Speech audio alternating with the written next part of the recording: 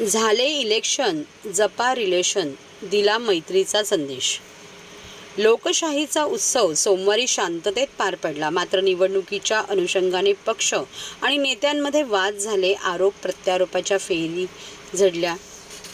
दुसरीकडे राजकारणाचा स्तर पडत चालला असतानाच निर्माण झालेले वातावरण आणि तणाव हा सोमवारी संध्याकाळी संपला। एक दुसऱ्यावरच्या आरोपाचे युद्ध संपले, त्यामुळे आता पुन्हा मैत्रीपूर्ण वातावरण व्हावे म्हणून ठाण्यातील भाजप पदाधिकारी महेश कदम यांनी ठाण्यातील विविध पक्षांच्या नेत्यांना एक महत्त्वपूर्ण संदेश दिला। झाले इलेक्शन, जपा रिलेशन असा संदेश दिल्याने ते होर्डिंग ठाणेकरांचे आकर्षण ठरले आहे। ठाण्याच्या पाचपखाडी परिसरातील सामाजिक कार्यकर्ते आणि भाजप पदाधिकारी महेश कदम यांनी हे होर्डिंग लावलेले आहे। माणुसकीचा महाराष्ट्र अशी ओळख देशात महाराष्ट्र राज्याची आहे, तर संस्कृतीचे शहर म्हणून राज्यात ठाण्याची ओळख आहे। मात्र मागील काही वर्षात राजकारणाचा स्तर खालावलेला आहे, तर दुसरीकडे महाराष्ट्रात भाजपने केलेल्या फोडाफोडीमुळे राजकारण अगदीच रसातळाला गेलेलं आहे। राष्ट्रवादी आणि शिवसेना फुटल्याने 2 पक्षांचे 4 पक्ष झाले, 3 पक्षांची आघाडी आणि 3 पक्षांची महायुती झाली। त्यामुळे निवडणुकीत वर्षानुवर्ष असलेले मित्र हे वैरी झाले। प्रचाराच्या रणधुमाळीला मित्रांनीच मित्रांवर चिखलफेक करण्याची परिस्थिती उद्भवली। त्यामुळे मने दुखावली, आरोप मनावर कोरले गेले आणि वितुष्टता निर्माण झाली। सोमवारी संध्याकाळपर्यंत हा प्रकार सुरूच होता। मात्र सोमवारी संध्याकाळी निवडणुकीचे मतदान शांततेत काही आक्षेप नोंदवित जिल्ह्यातील उमेदवारांचे भवितव्य मतपेटीत बंदिस्त झाले आहे। तर राजकीय विरोध वितुष्ट हे संपुष्टात यावे म्हणून महेश कदम यांनी अगदी बोधक आणि वास्तव हे होर्डिंगच्या माध्यमातून स्पष्ट करत मैत्रीचा सल्ला दिला आहे। झाले इलेक्शन, जपा रिलेशन या एका वाक्यात खूप काही स्पष्ट केलेले आहे।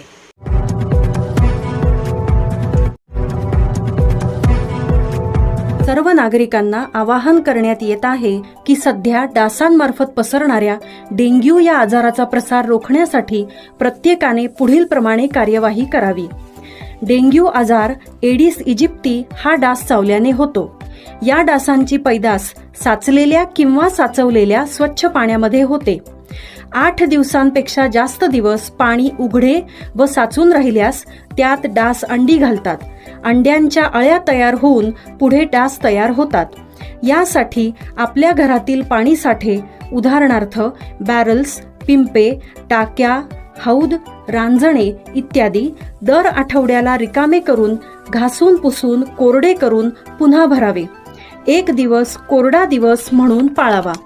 पाणी साठ्यांना घट्ट झाकणे बसवावीत किंवा जुनी साडी, चादर, धोतर यांनी बांधून झाकून ठेवावीत, म्हणजे डास त्यात जाऊन अंडी घालणार नाहीत। घराच्या गच्चीवर, आजूबाजूला, अंगणात कोठेही पाणी साचू देऊ नये। भंगार सामान उघड्यावर टाकू नये, उदाहरणार्थ टायर्स, प्लास्टिक सामान, कुंड्या, टाकाऊ वस्तू इत्यादी। अशा सामानात पावसाचे पाणी साठून त्यात डेंग्यूच्या डासांची पैदास होते। घरातील कूलर्स, फ्रीजच्या पाठीमागील ट्रे हे देखील वेळोवेळी कोरडे करावेत। लक्षात ठेवा, नुसत्या फवारणीने डास घनता कमी होत नाही, तर त्यासाठी डास पैदास ठिकाणे नष्ट करणे ही आपल्या सर्वांची जबाबदारी आहे। कोणताही ताप अंगावर न काढता जवळच्या शासकीय रुग्णालयात मोफत औषधोपचार घ्या। अशा प्रकारे नागरिकांनी सहकार्य केल्यास डेंग्यूचा प्रसार रोखणे सहज शक्य आहे।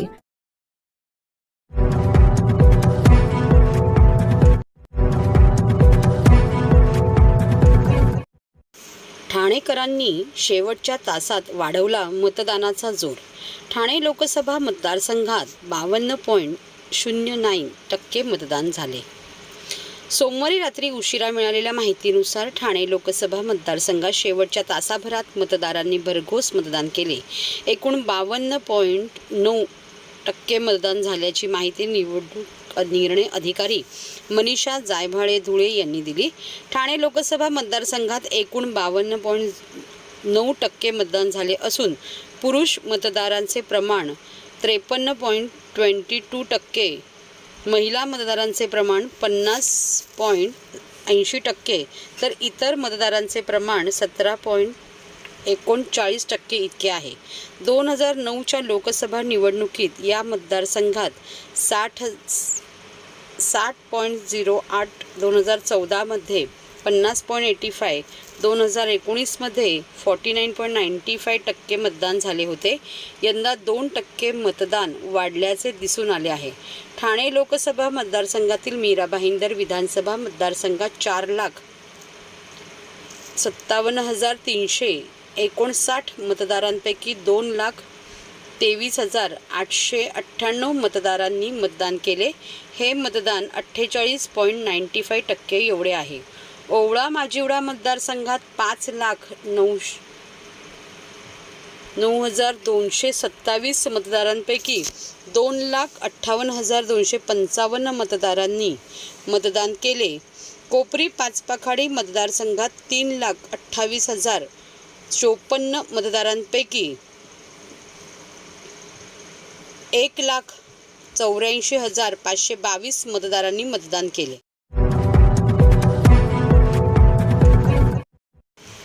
ठाणे मनोरुग्णालयात अग्नी सुरक्षेसाठी मॉक ड्रिल.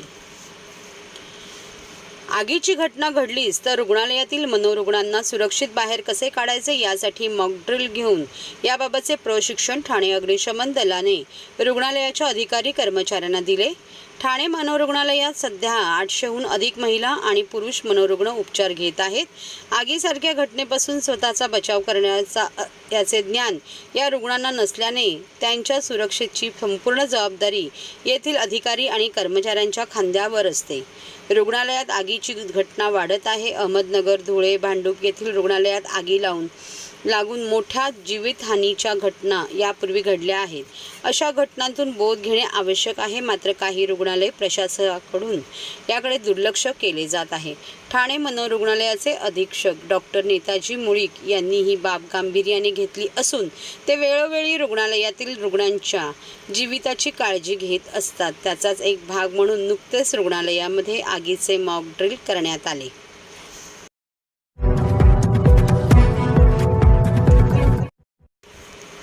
निवडणूक यंत्रणेच्या बेजबाबदार कारभाराची चौकशी करा. आमदार संजय केळकर यांची मागणी. मतदान केंद्रात पंखे नाही, पाण्याची सुविधा नाही, किंबहुना अनेक मतदारांची नावे देखील वगळण्यात आल्याने हे एक प्रकारे या लोकशाहीच्या उत्सवाचा मतदारांचा अपमान आहे. तेव्हा निवडणूक यंत्रणेच्या बेजबाबदारपणाची चौकशी करून कठोर कारवाई व्हावी अशी मागणी आमदार संजय केळकर यांनी केली आहे. लोकसभेच्या 5व्या टप्प्यातील मतदान सोमवारी पार पडले. मात्र ठाण्यात मतदान केंद्रावर संथ गतीने मतदान आणि मोठ्या प्रमाणात गोंधळ पाहायला मिळाला. निवडणूक यंत्रणेच्या माध्यमातून अत्यंत गलथान, भोंगळ आणि बेजबाबदारपणाचे दर्शन मतदान केंद्रावर झाल्याचे पाहायला मिळाले. हा लोकशाहीच्या उत्सवाचा आणि मतदारांचा अपमान असल्याचा आरोप आमदार केळकर यांनी केला आहे. मतदान केंद्रात पिण्याच्या पाण्याची सोय नव्हती, पंखे नव्हते, दिव्यांगांना देखील कोणतीही सुविधा देण्यात आली नव्हती. त्यामुळे अनेक जण कंटाळून मतदान न करताच निघून गेले. मतदान व्हावे यासाठी विविध माध्यमातून आवाहन केले गेले. मात्र मतदारांना प्रचंड मनस्ताप सहन करावा लागला.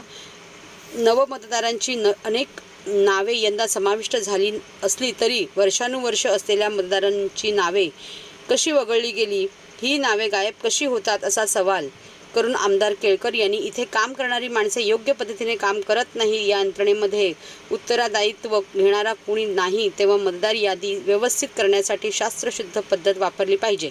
यंत्रणा सुनिश्चित केली तरच फरक पडू शकेल असे त्यांनी सांगितले. लोकशाहीच्या या उत्सवात भोंगळ कारभार करणाऱ्या अधिकारी आणि कर्मचाऱ्यांची चौकशी करून कठोर कारवाई करण्याची मागणी आमदार केळकर यांनी केली आहे.